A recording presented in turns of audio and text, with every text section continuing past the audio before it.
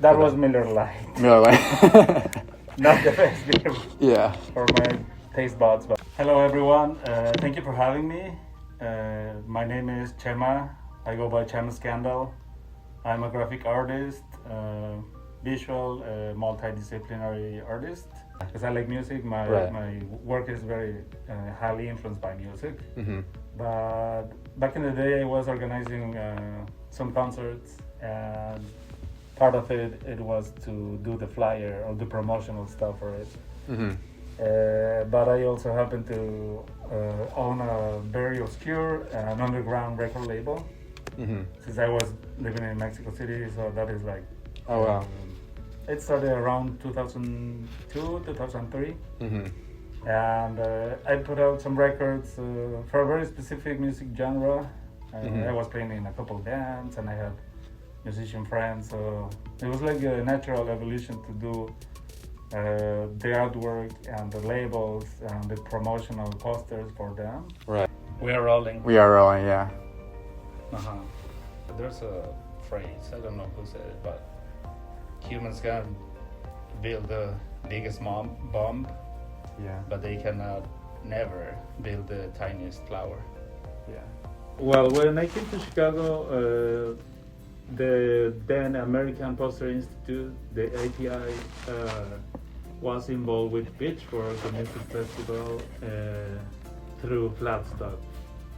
Flexcut is a printmaking and prints-oriented market that was working with different festivals around the country, and they were organizing that small market during the music festival. At the time, and when I first came to Chicago to visit, I guess I was invited to be part of it. And I didn't have that many gig posters or concert posters, but I somehow brought some of the ones I had in Mexico. And then I screen printed a couple here. Yeah. How I conceptualize it is mainly, well, I'm interested in the band. Yeah. Or either the musicians or the band knows me, or we are friends and we talk about that in advance. But when I reach out, it's because I like the artist or the music or what they are saying. Yeah.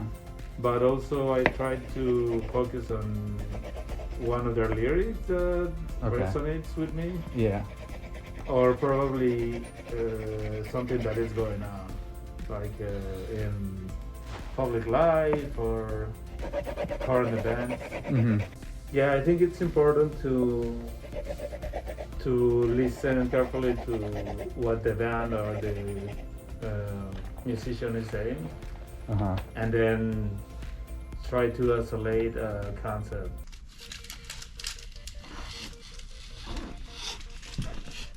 And I couldn't find my other knives. You know, a vinyl cover or something. What are the different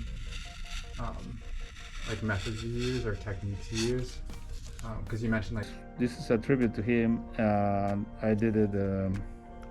Well, I added other characters there that are part of. La lucha continua means the struggle is on. I thought about it as not only social justice and the events that are or were going on at the time, right after the pandemic,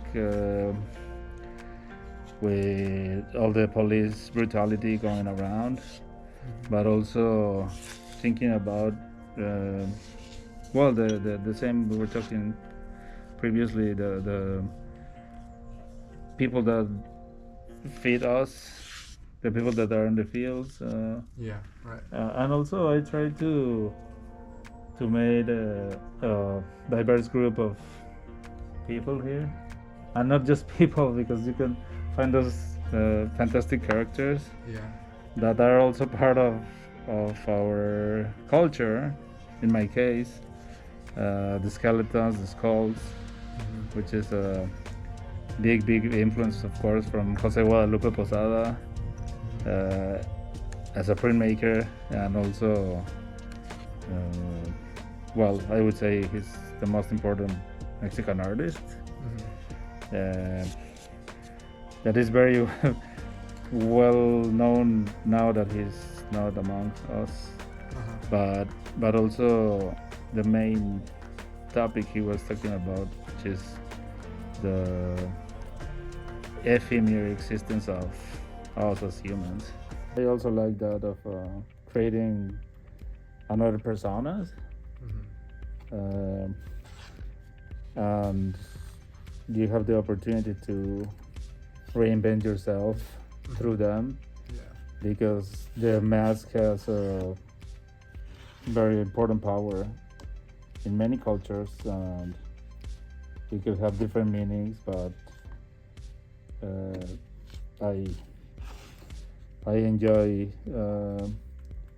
trying to recreate another CHema or another mood of myself, but also I like how visually it can work in different environments.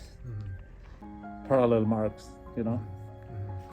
And you've seen those at Leopoldo Mendez or Jose Guadalupe Posadas, little, very small linear work, but they were mainly using either linoleum, or in Posada's case, it was a metal zinc plate.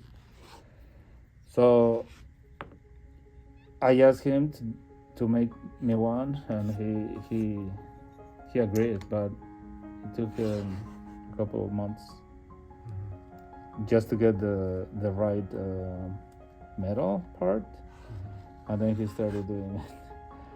But yeah, it's sort of like customized tools.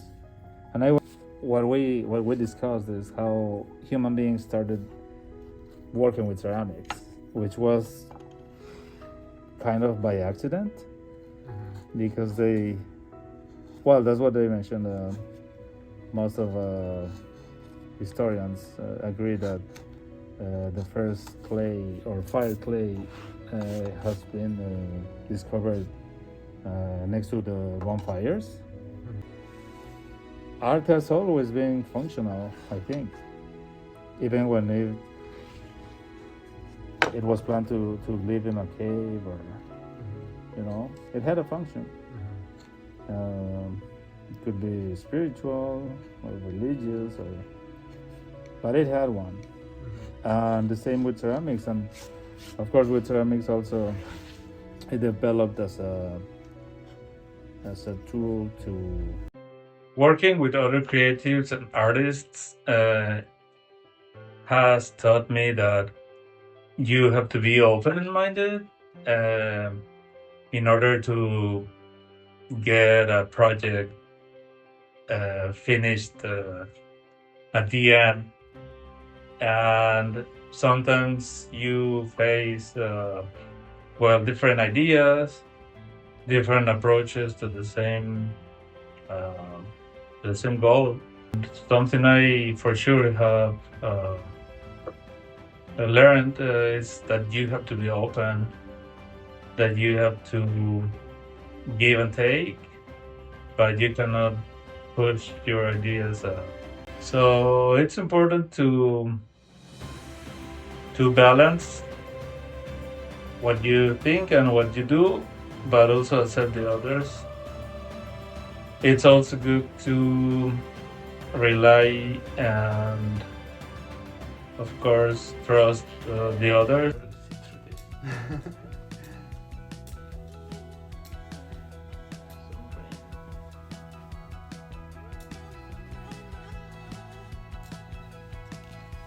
As long as a project is important or is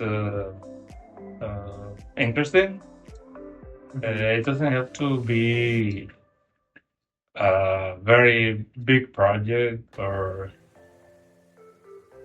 to have a very famous artist included. It's or to a big institution. I think the important part of creating with someone else is the willing of 2 or more artists that want to contribute with the same project. And when that happens, it's actually not something you are looking for. It just happens. And I think that's it. The dream collaboration would be, or it's gonna be the next one,